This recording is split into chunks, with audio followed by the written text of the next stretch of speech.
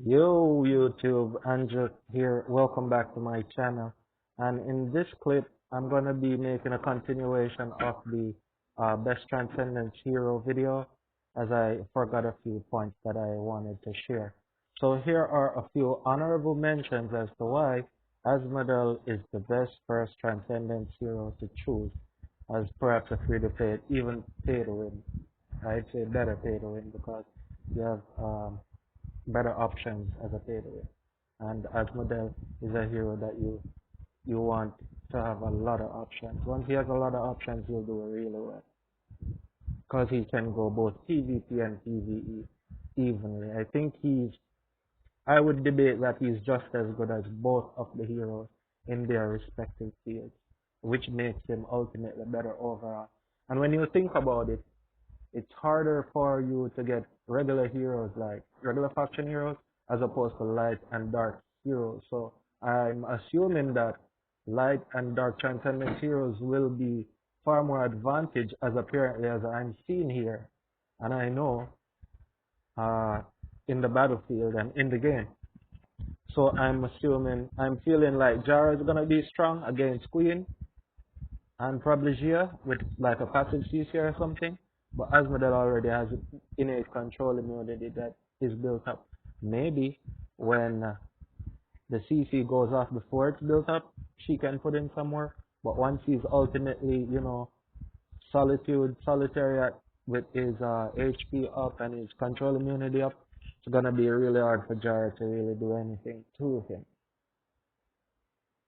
Right? So I think that the next hero that will actually supersede him in strength and utility and viability is gonna be the Dark Transcendence hero. And I think that the Dark Transcendence hero is gonna be,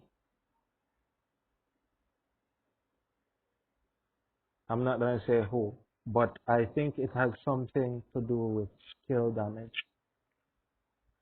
Light heroes have a lot of control immunity. Dark heroes normally have a lot of skill damage. But who in Dark utilizes skill damage?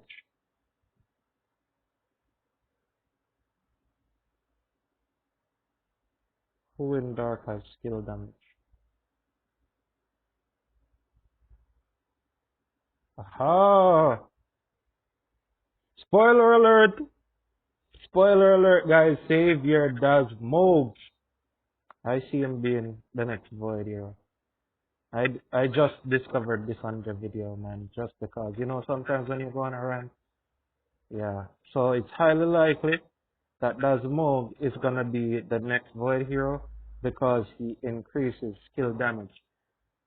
So what I notice is that light heroes focus on control immunity and skill damage. Dark heroes have a lot of control immunity too, but they focus more on skill damage while light heroes focus on holy damage. Now, skill damage is the most overpowered um, attribute or stat in the game, I should say, while holy damage is the most balanced.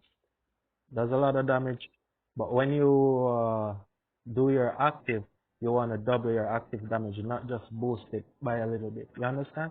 So skill damage is definitely going to be stronger than holy damage.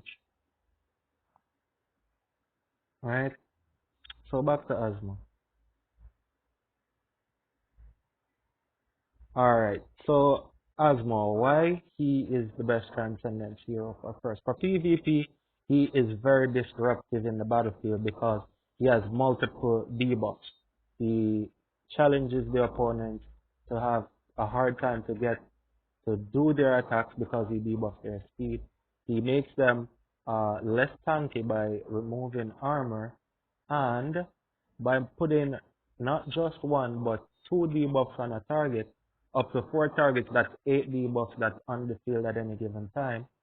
That means that there is eight chances for a hero to actually debuff another effect that's put on by another hero, right?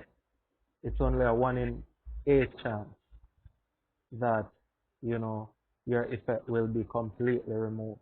And 1 out of 8 is very low.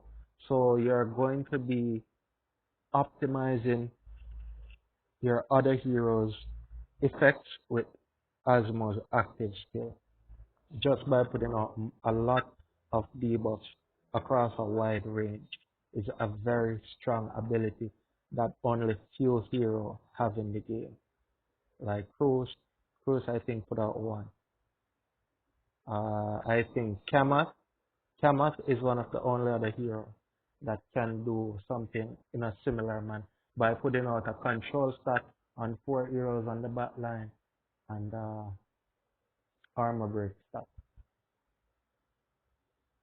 Alright. Aside from those who can stun the whole team, but as you are widespread effects normally only have one increment. Like how Cruz can affect the whole team with his stun, he can only stun with that skill. He has to use another skill to do other effects, right? But Asmodel, so that's 66 disruptive effects on the field with Cruz. But with Asmodel, it's 8 disruptive effects. Probably the most disruptive effects one hero can put on the field with one move or in one instance. So that is going to allow for like your carry marks and other effects, other marks and other debuffs to stay on the target and cause their effects to go off, especially the carry marks. That's why the cheese works so well with carry marks. When he debuffs the backline, carry put on the mark, it's probably gonna stay on there for a long time.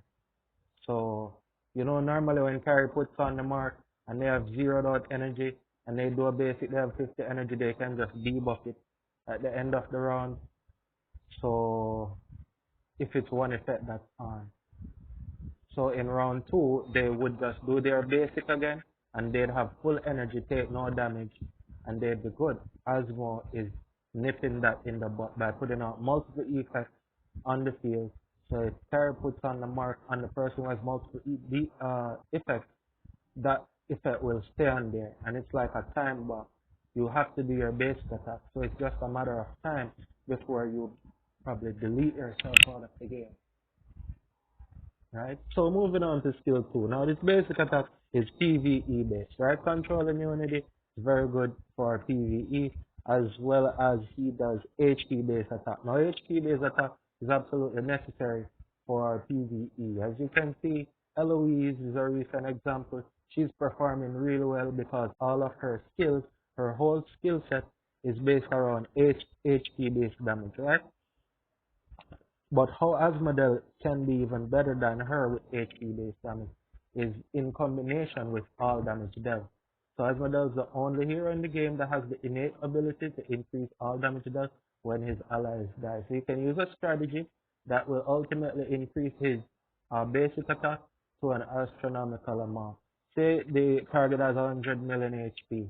15% of that is 15 million, right? During the course of the fight, say around 15, your all damage dealt increase to like 300%. That means you're dealing 400% of whatever your quotient is. So you're dealing 15% of max HP damage, which caps at 1500 of your attack.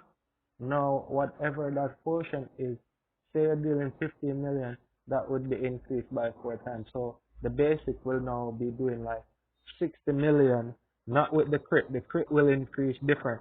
The 600% attack aspect will increase drastically aside from this basic attack. So there is going to be 2 increments of damage that are separate, that are increased drastically. One that can crit and one that can crit. But even though it can crit, it will still be increased nonetheless without having to increase his attack. Right? Also, another reason why Asmodel is really good is because he doesn't need high attack to deal massive damages, right? So all damage dealt is a stat that it it can't be affected by attack based, like highest attack based